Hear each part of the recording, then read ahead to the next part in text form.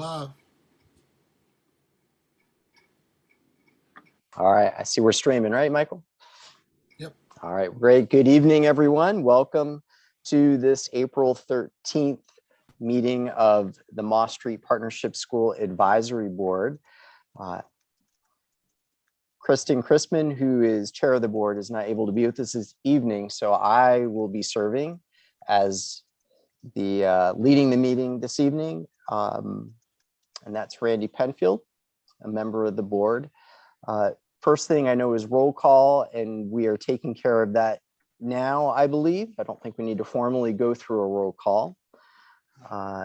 If we can move right on to the approval of minutes, you all received the minutes in your packets. Are there any corrections to the minutes you'd like to bring to the board? I just need to change on there that I made the motion to end it. That's all. We got that, Rodney. Thanks. And does anybody want to admit to having been the one who did that so we can correct it? We can do a little exploration on that. All right. Hearing no changes to the minutes, can I have a motion to approve? So moved. All right, Second. Rochelle moves, May second. And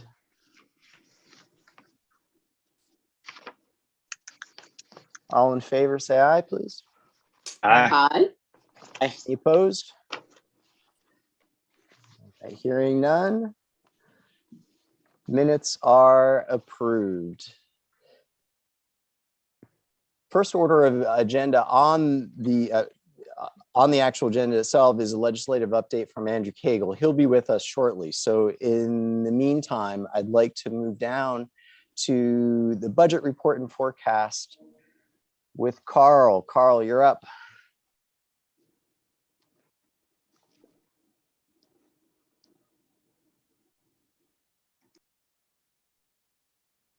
Carl, we can't hear you for some reason.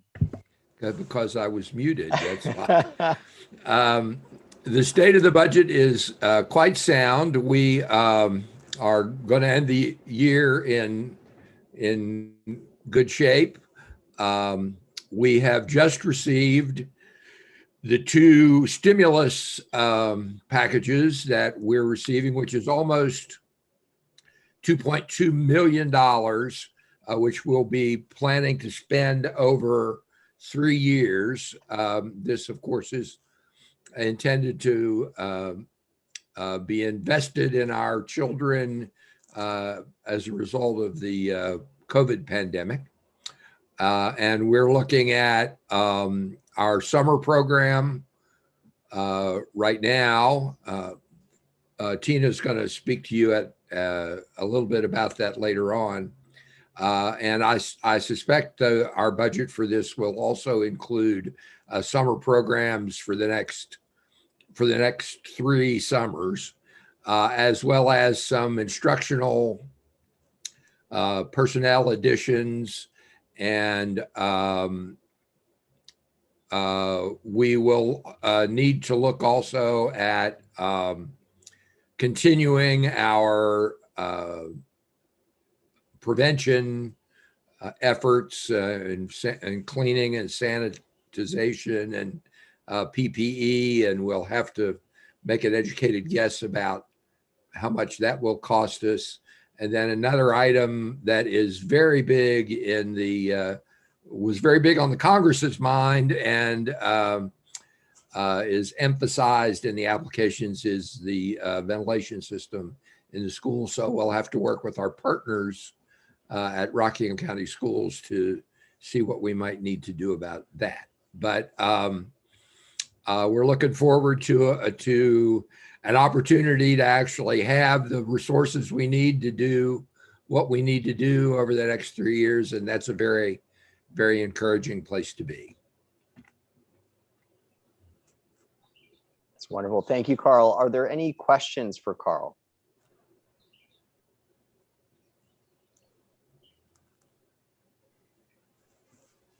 All right. Thank you, Carl.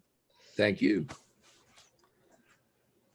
Next on the agenda, we have grant activity with Adam Shull and Christina O'Connor.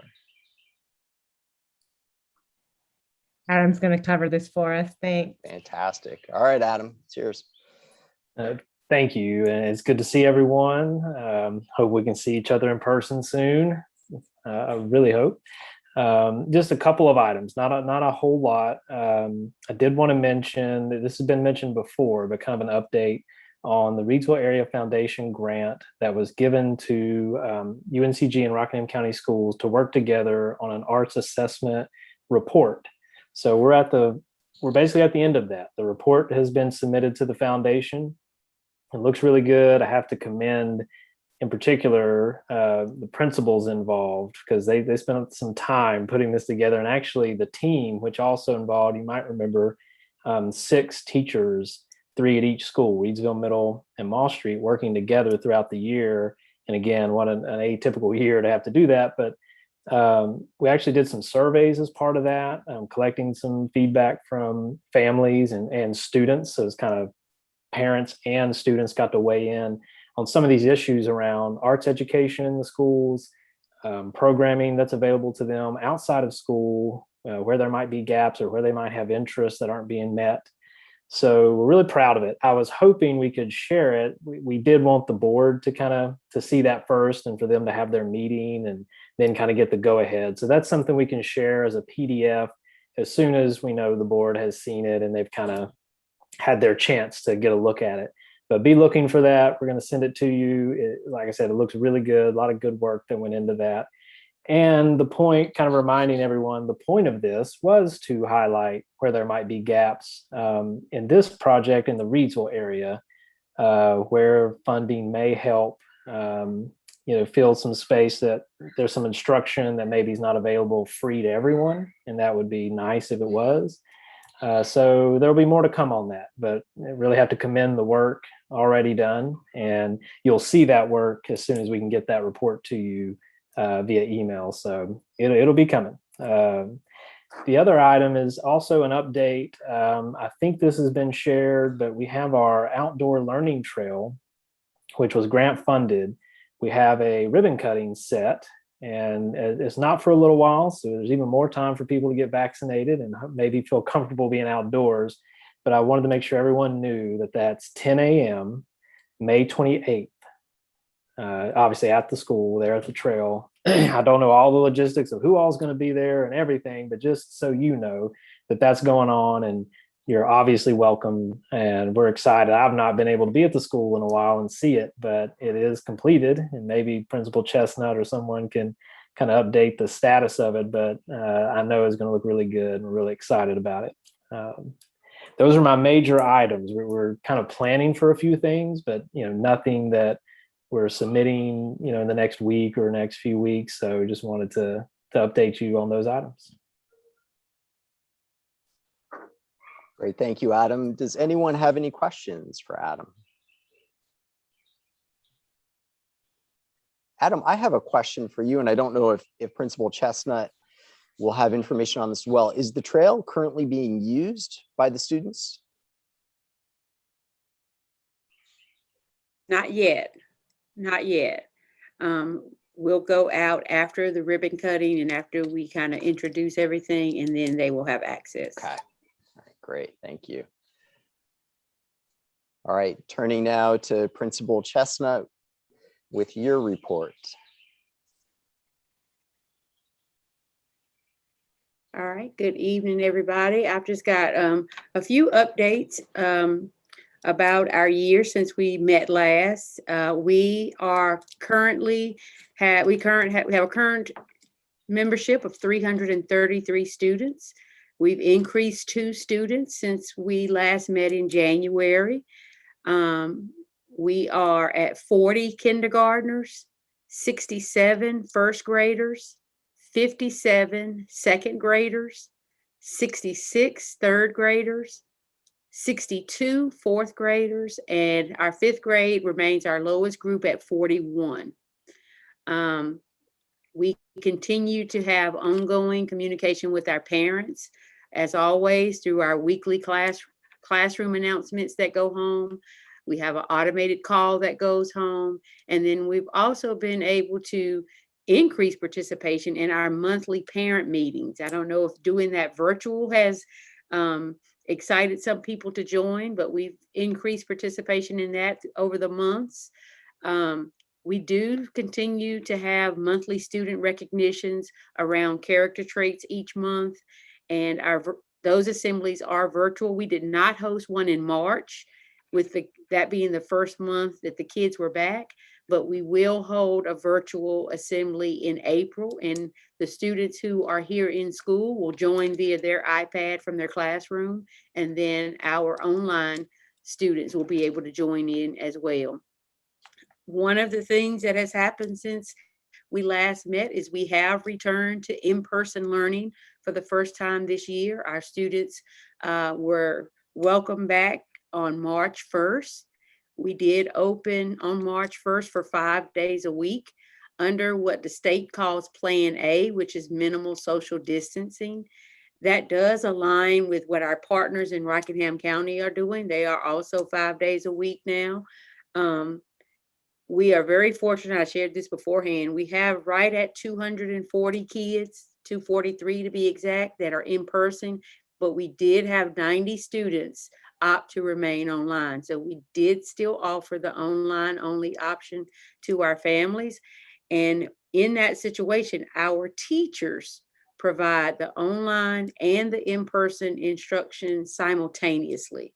So one of the things that I shared with you back in January, that as we were planning, we were going to pull one teacher per grade level to do the online. Well, with the number of students who opted to come back, we just could not afford to keep our class sizes at a minimal social distance. And what I like to say is give each student's personal space. And we're able to do that. And so had we pulled a teacher per grade level, we would not have been able to do that. So we are very fortunate to have the student teachers, the amount of student teachers that we've had this year. They have been extremely helpful in helping manage in person and online. Hear me say, not every teacher, I'm sorry. Don't let them in. Okay, I think they got food. Okay. We have food being delivered for our weekly food bags.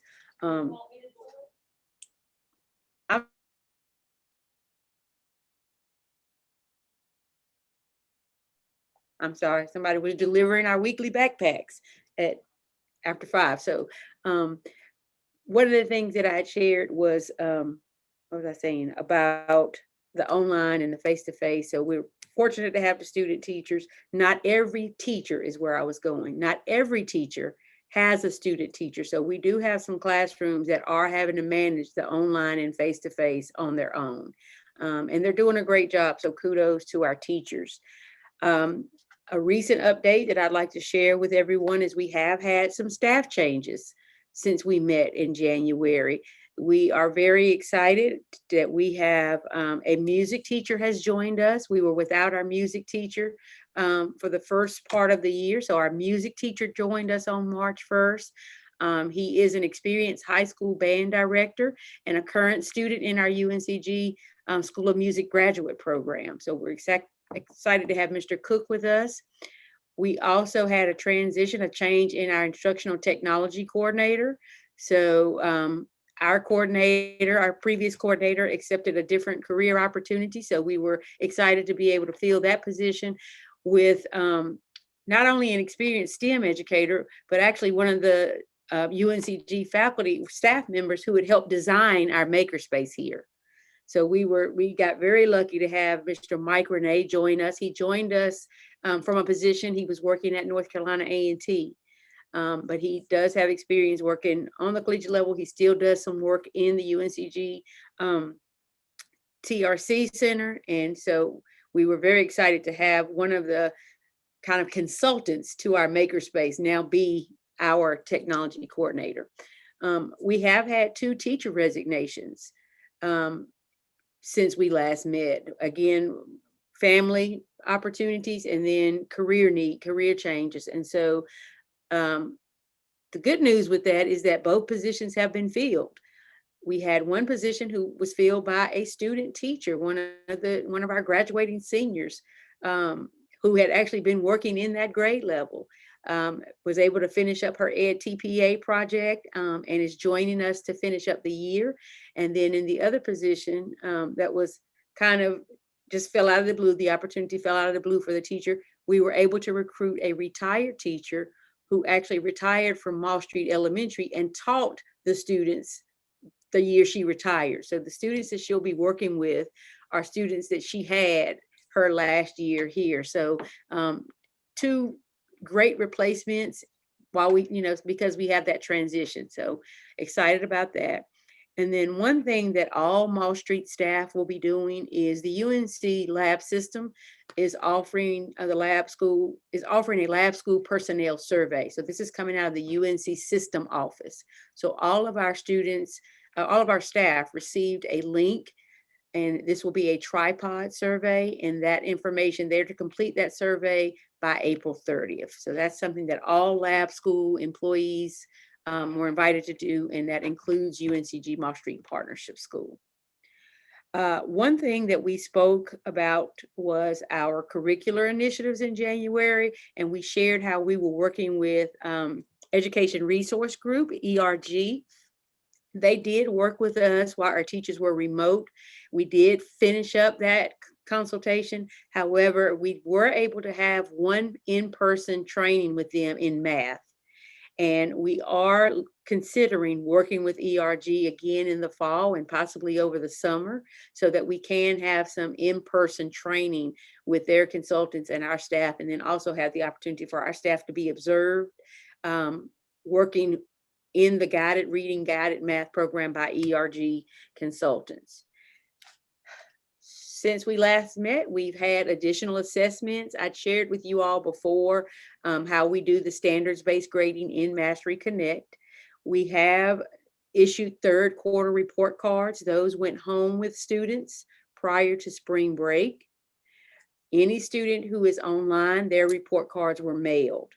We will do the same thing for our fourth quarter interim reports, our progress reports.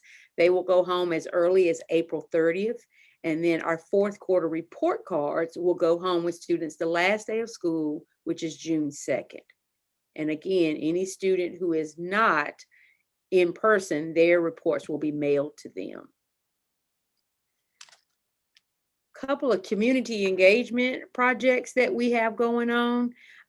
Some of you may have seen the article that was featured in UNCG. We recently had a phenomenal, I can't say enough about the partnership with inhervision.org. Dr. Mohan Bisharat is an optometrist who practices in Durham now, where she also has an organization that provides free comprehensive full eye exams and free eyeglasses to eligible students. And the eligibility was based around students who do not have eye insurance, or families that do have eye insurance but had not seen an eye doctor in the past year. She and her staff came to Mall Street and provided exams for not only Mall Street students, but their siblings, any siblings 18 and under, again, who were eligible. Over her 5-day visit, she examined 119 students and or siblings, and today delivered 84 pairs of eyeglasses. So I'm over here in my corner, I've got a big box full of eyeglasses that have to go out. So those came in today. We were very excited that we had Mrs. Gilliam join us. So she was able to come and not only talk about the project itself, but also visit a few classrooms. So we're always excited when we can have the university first lady join us and visit Mall Street. So always a pleasure to have her with us. So that was a really big partnership. As Adam shared, Learning Trail is complete. We've got the ribbon cutting set up. And one of the things that I'll add to what Adam said is that Rockingham Education Foundation is leading the ceremony agenda. So as we get more information, we will definitely share that. Registration here at the Partnership School is an ongoing process. last week, our kindergarten teachers, last week was spring break for our students, so we did not have students in the building. Our kindergarten teachers held what they call kindergarten connection, which invited families in the community to come in, see how kindergarten is done. Our teachers set up socially distant spaces in the gym and just highlighted math and literacy and STEM here at the partnership school. Our enhancement teachers participated and talked about a little bit about enhancements here. And then they were able to tour one of the classrooms in our building since we did not have students in the building. And that was a great opportunity to have outside guests. From that event, we were able to register 15 new kindergartners. So just in those 2 days. So that was exciting. And the last thing that I want to share is we have updated a new trifold brochure, and I will share my screen just to make it a little clearer. I won't try to hold it up. Oh, Mr. Brown, may I have sharing? You now have access to share your screen. Okay, thank you. Mhm. All right. So this is actually a new trifold brochure that we have. So the picture with the students and one of our third grade teachers, Ms. Carter, that is the front cover. The bottom here is what you see are some quick facts about the school. So we were able to talk about our technology-rich environment, us being a choice school. So letting people know that they do have to apply. A little bit about our classrooms, our teaching staff, and then we have some testimonials from our parents. One of the things that I shared with you is that we've had increased parent participation in our monthly meetings. And so what we did is parents were giving us some feedback in one of our meetings about how excited they are and all the things that we were doing to support children in this extraordinary time. And we got permission to use those quotes on our brochure. And then the back page of this trifold is just our Kid Spartan, who we actually had a UNCG student come and paint some Kid Spartan murals on the walls here before our students return, and then just our contact information. So this is a nice, bright brochure that what we did with this is we actually sent it home attached to every third quarter report card. So every family received this attached to the report card, and they were just asked to please share it with a friend, family, or neighbor. So all of our families have received these this year. So we're excited about that, having that piece of advertisement to help us out. And then the last thing that I have is we will be losing our pre-service professionals. So everybody will be completing their requirements by April 30th.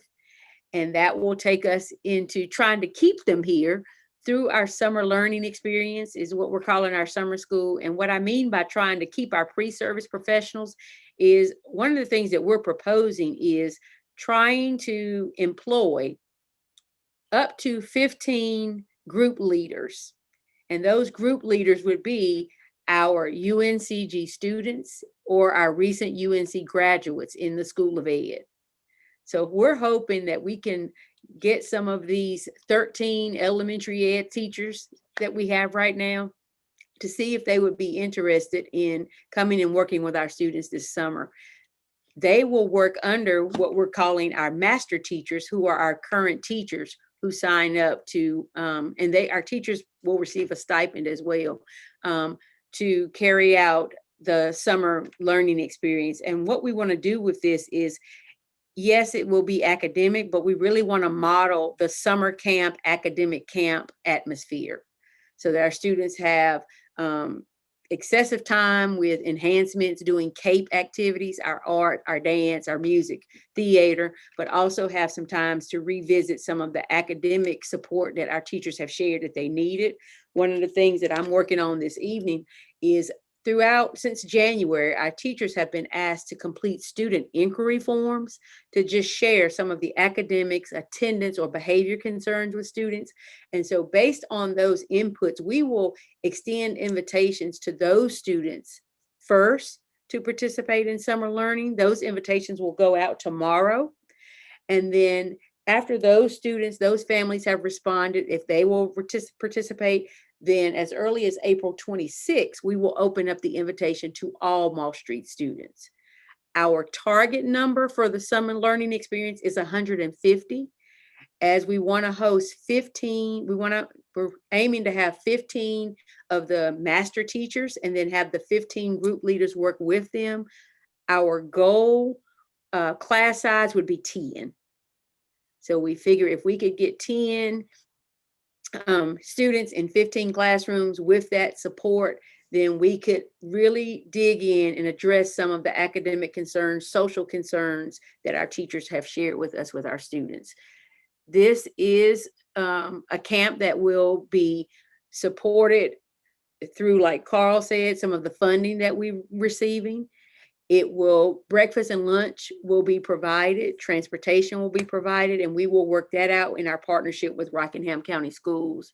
And in meeting with some of my colleagues in Rockingham County Schools today, we were able to exchange some tentative information about summer camp, dates, their schedule, the time of day, so that we can make sure that our plans align with their plans in terms of time of day for our families, transportation, and nutrition. There's a lot going on, but we're getting it done. That's wonderful. Thank you, Principal Chestnut. I know there's questions out there. I have a question, Dr. Penfield, Yeah, Amanda. please. Ms. Chestnut, are you offering, during the summer learning offering, are you offering all in person, or will parents have an option for? No, ma'am. It will be all in person, yes. Have you surveyed the parents who are currently remote? Do you think they'll be able to send their kids in person? We would hope so. What we discussed is that if we have parents, because we do have some students who are online only who will receive an invitation.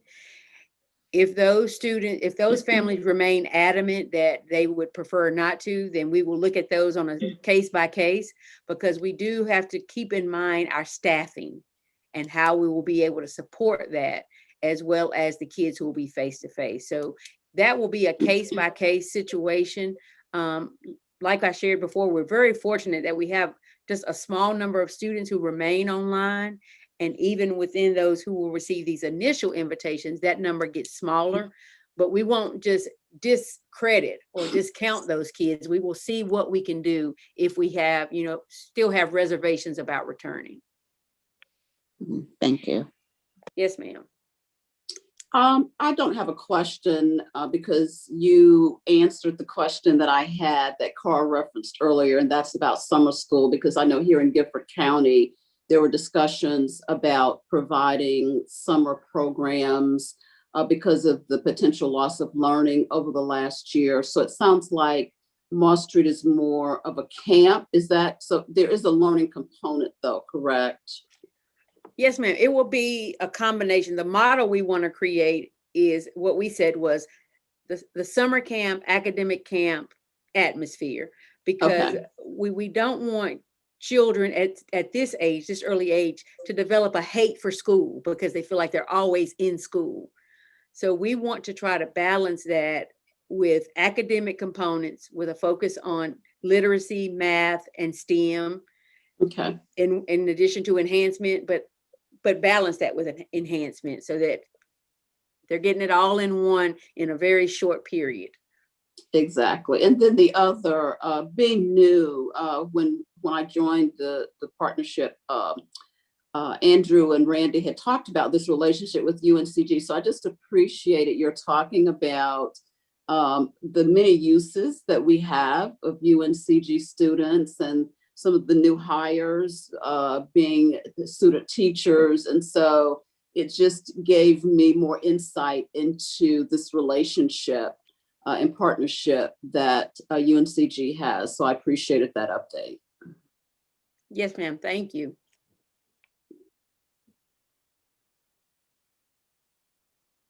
Other questions? Yes, I wanted to ask, Tina, how have you all been able to measure, if there's such a thing as a measure, the performance of the students online or virtual versus those who've been in person. You know, there's been a lot of back and forth about that. And, you know, I know at the school board meeting, parents have come talking about they need their kids to be back in school. And so just wondering what kind of measuring tools you all have used, if you have done, to measure how well or how poorly the children perform virtually versus in person. Right.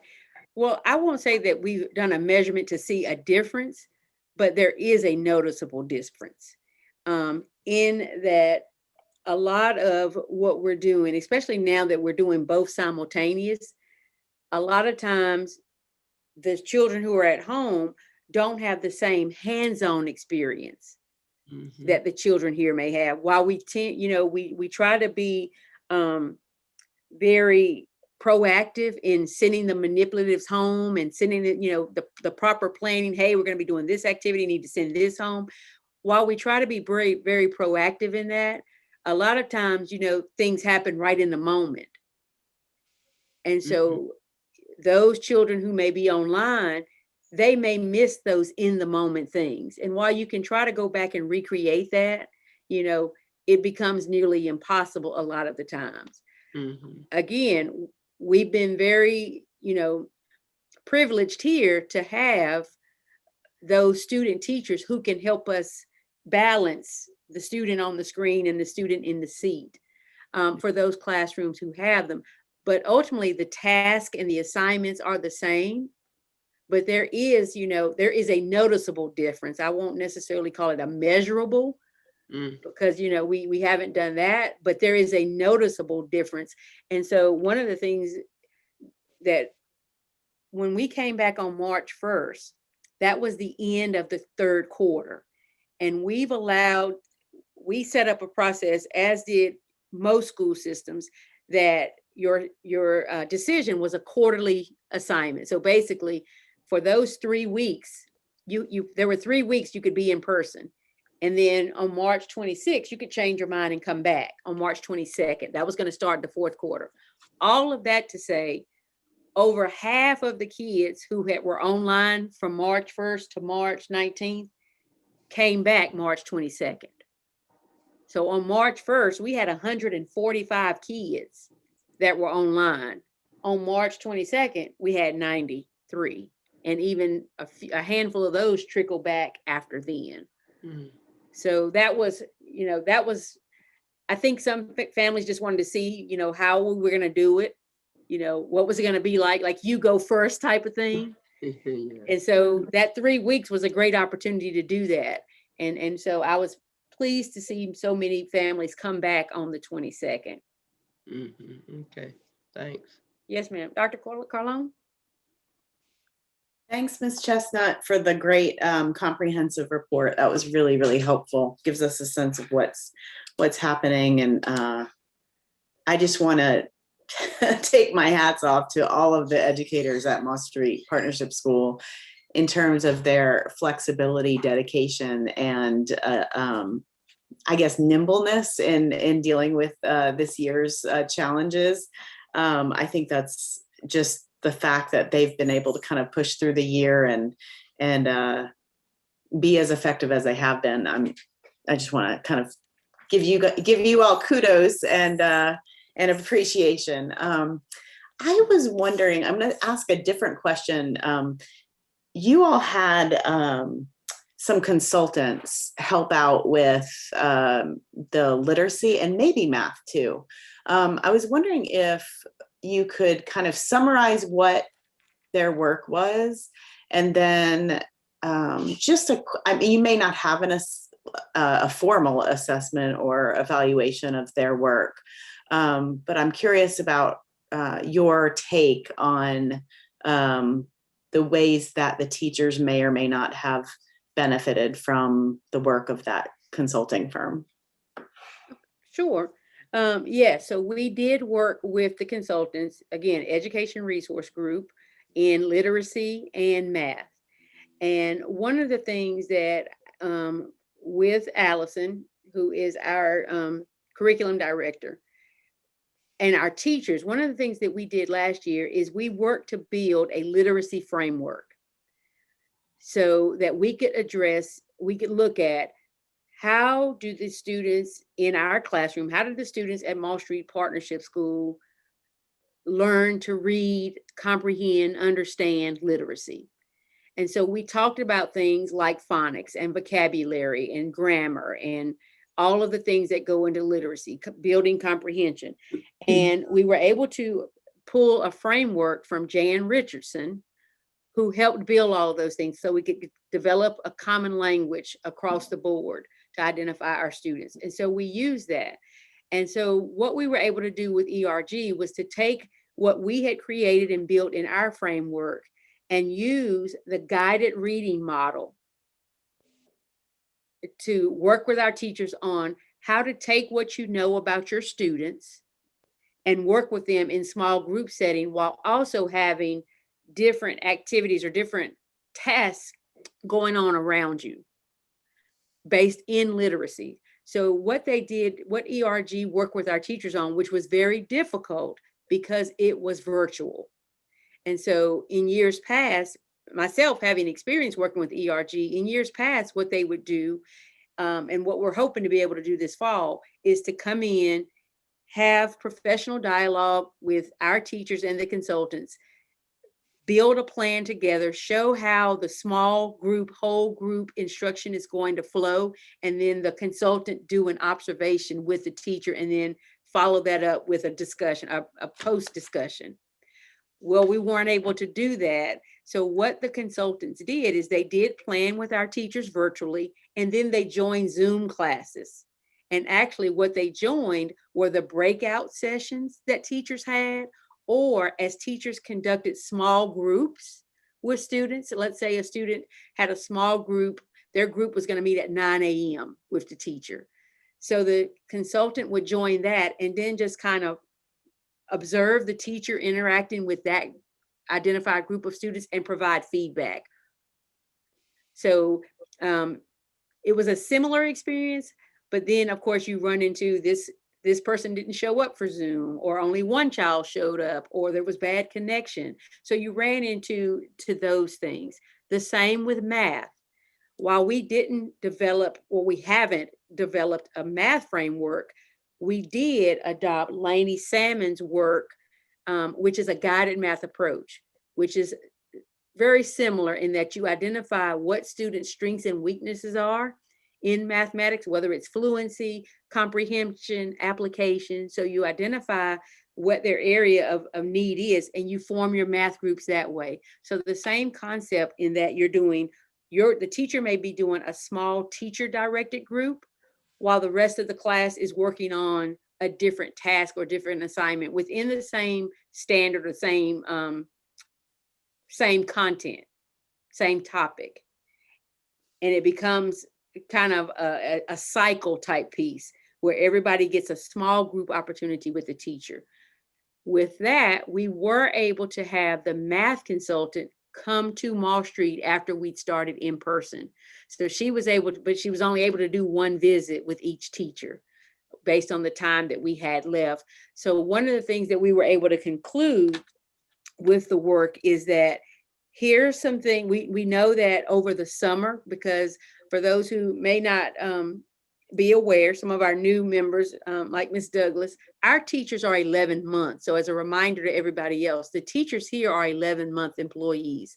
So when I mentioned the consideration to have ERG come back, we're hoping to be able to do some face-to-face consulting this summer in that 11th month, and then build some content focuses and to develop some teacher leadership opportunities so that our teacher leaders can then work with their colleagues and we continue the work that way.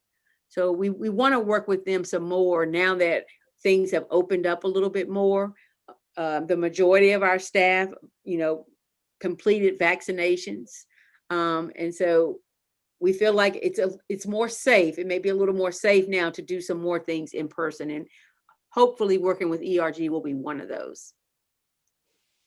Thank you so much. I appreciate welcome. that. Absolutely. That really gives us a good idea of the ways that they dug in too, and the challenges with the remote. It's good to hear that if you keep going with them, you'll have some continuity and you can build on what you've already started. So thank you for explaining. Absolutely. Thank you. If I Some might of just the- hop in and before I forget, and thank our partners with Rockingham County Schools for inviting our teachers to join in their vaccination clinic. That's something we didn't mention, but we're grateful for Rockingham County Schools having invited the Moss Street staff to participate in their teacher vaccination clinic. So thank you for that. You're quite And welcome. Yeah, and I'll just share, like, these are some of the resources that our teachers are outfitted with. So these are some of the things that we shared with Education Resource Group that our teachers use to help us build. And then as I referenced, the guided math. So our teachers have all of these resources. These specifically came from ERG and were some of the resources that we used. And we use these and we plan with these weekly so that we can keep going.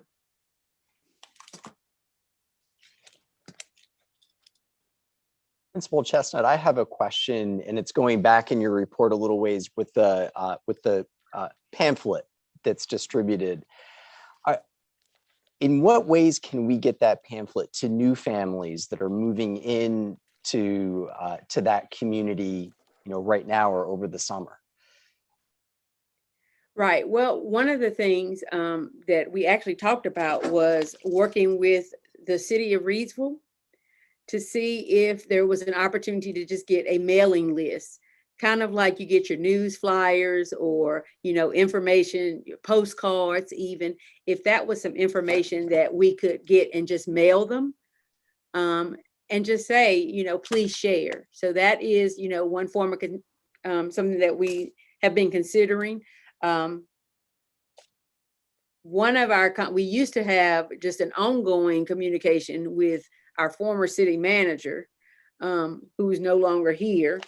So Miss Tucker, I may be giving you a call to see about getting some mailing addresses to see if we can get these out. Because, one of the things is, how do you do it?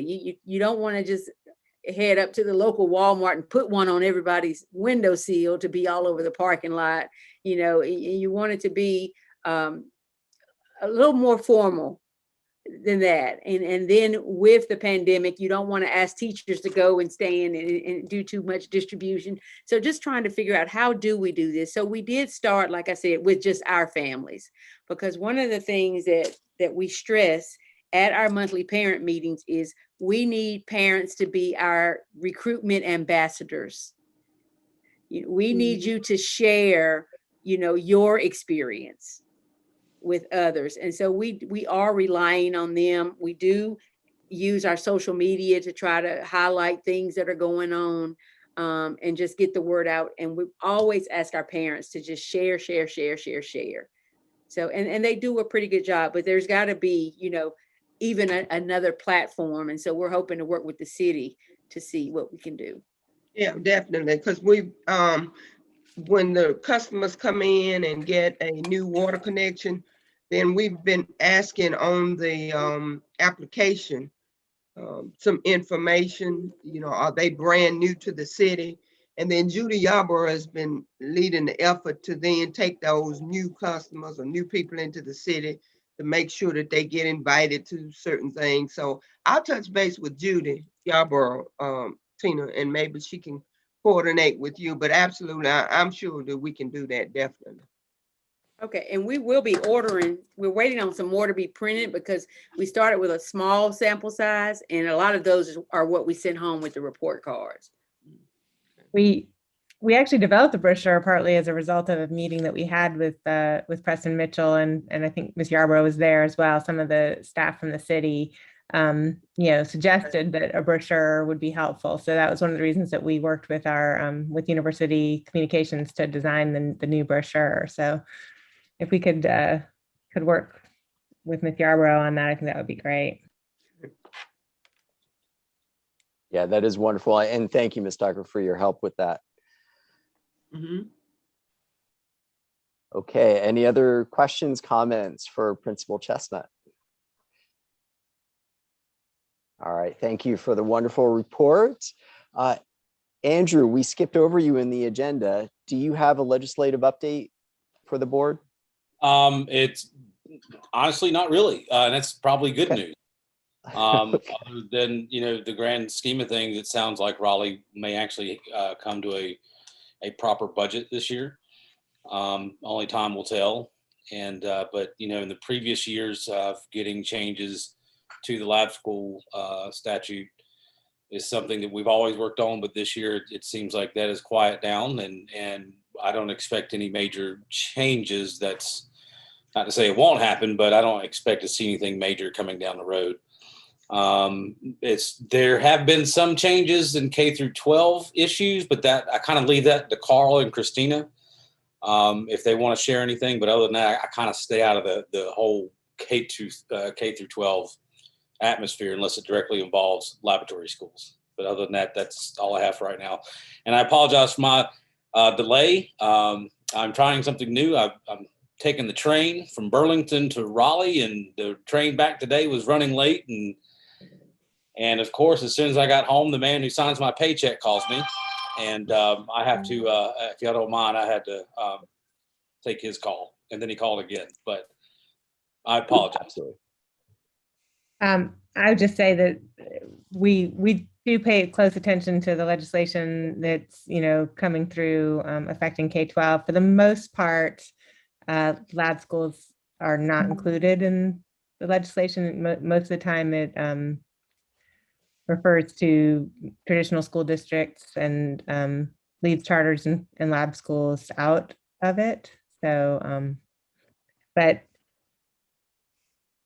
we pay close attention, and I think also we're very cognizant of things like, for example, the legislation that was just passed requiring the summer programs does not apply to lab schools, but we think that it's important to do that for our students, and so we're going to have a similar program to what will be offered in the traditional public schools.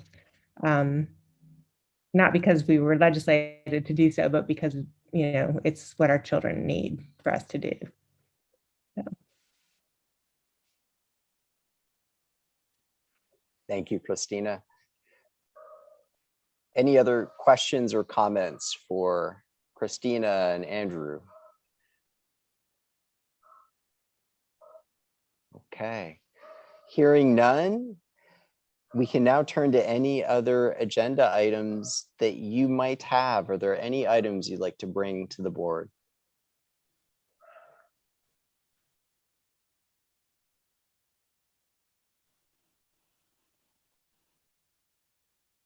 All right, if any come to you, let me know. I have a few.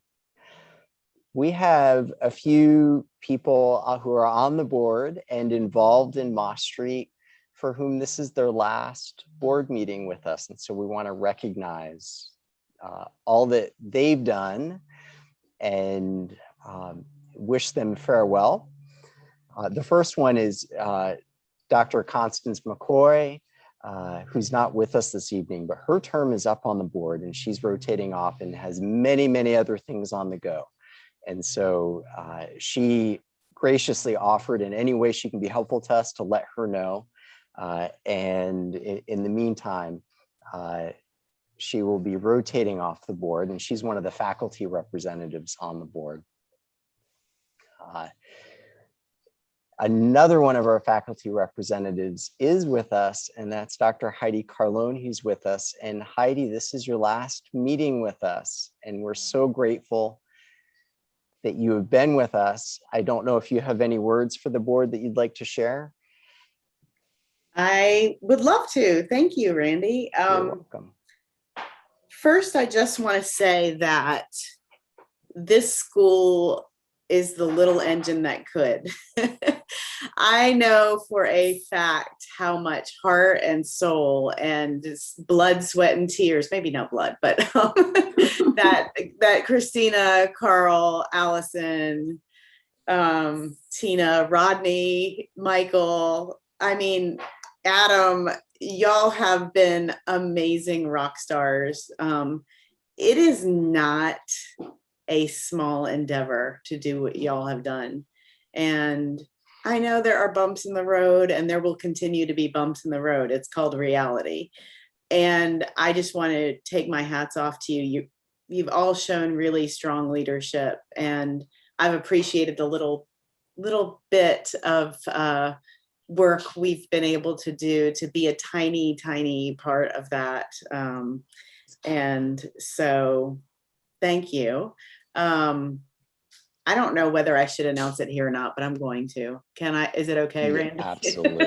Randy knows. Absolutely. I will be actually sadly leaving UNCG. I got a new position at Vanderbilt University. So I will be, after 21 wonderful years at UNCG, I'm making a career change. Well, at least a location change, be doing the same kind of thing at Vanderbilt. So it's been my privilege to work with all of you. I can't say enough good things about it. And Randy, thank you for giving me the opportunity to serve on the board.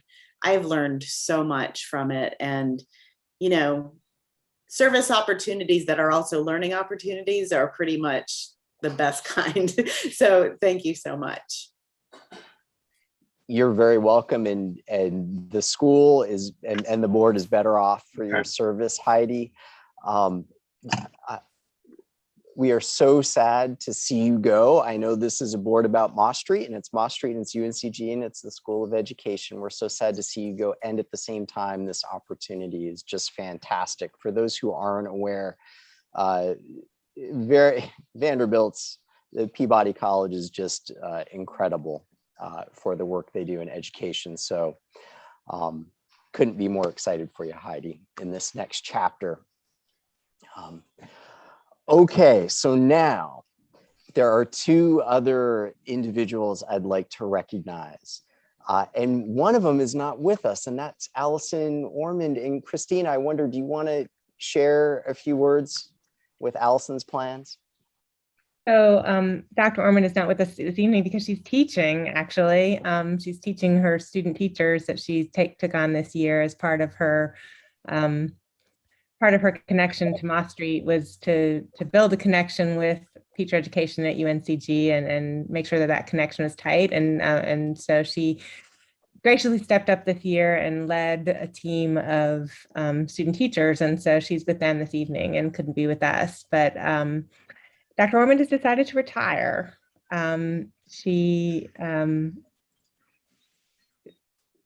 has been a lifelong educator and has spent more than 30 years as a teacher in North Carolina, and has decided that it's time for her to step back and devote some time to some family responsibilities and some other things. So she has decided to retire and enjoy that well-earned opportunity to explore some different aspects of life in Rockingham County and spend some time with her parents and with her kids and her husband. And we are incredibly grateful for everything that she's done. I do not think that we could have done this. As Dr. Carlone pointed out, it was no small endeavor. And Allison has contributed more than a reasonable share of effort to this.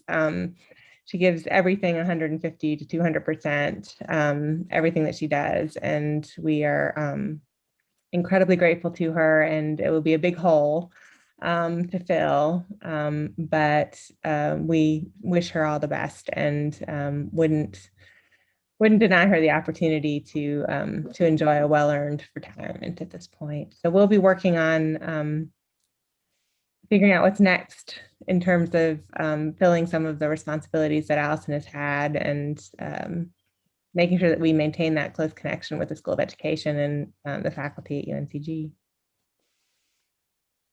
Thank you, Christina, very much for those words. As if that's not enough, there's more. Carl Lashley, who has played a huge role in the school since the very beginning, After this year, will be stepping down from his role with the school and devoting his time at UNCG back to his home department of Educational Leadership and Cultural Foundations. Carl, we're extremely grateful for all that you've done. It's an understatement. And I'm wondering if you have a few words you'd like to share with the group. And I think you may be muted. As I've said to you all before, the opportunity to start a school is an opportunity of a lifetime. And this one has been, and it's an opportunity I've had 3 times. So I've been really lucky. And Moss Street is the special one of those 3. The university, the people who have worked so hard, the folks at Rockingham County Schools, the families of Moss Street, our kids, obviously the staff have been an incredible growth experience for me, an incredible learning experience. And I hope that the work that we've done together, as it usually says behind me here, the work we've done together has been quite remarkable. And I'm encouraged about the future of the school. I think we came through this most recent year-long crisis extremely well. And it's been a pleasure. And thank you all for all of your help. And let's just keep moving it forward. Thank you. Wonderful. Carl, thank you so much. Yeah, round of applause for Carl for all that you've done. And I know I also get to see you around the School of Ed building. So on a brighter note, another one of our board members' term was up, and Rochelle Tucker has agreed to stay on for another term. So thank you. We look forward to continuing to work with you, all that you do for the school and the community. Are there any other items that anyone would like to bring to the board? If not, I would like to take this opportunity to thank all those involved with leading the school: Principal Chestnut, Assistant Principal Brown, Carl Lashley, Christina O'Connor, Allison in Spirit, and all the teachers and staff at Moss Street. You're doing amazing work. It's fantastic to be a part of this. I know it warms all of our hearts and is at the core of the mission of what we're about at UNCG and the School of Education. So thank you. And I look forward to seeing you at the ribbon cutting ceremony, I think in about a month. We'll see you then. If there's no other business, can I get a motion to adjourn? I make a motion. Move. All right, hold on. I got Rodney making the motion this time. It's going in the minutes. And is there a second? Second. Second. May makes a second. All in favor, say aye. Aye. Any opposed? All right. We are adjourned, everyone.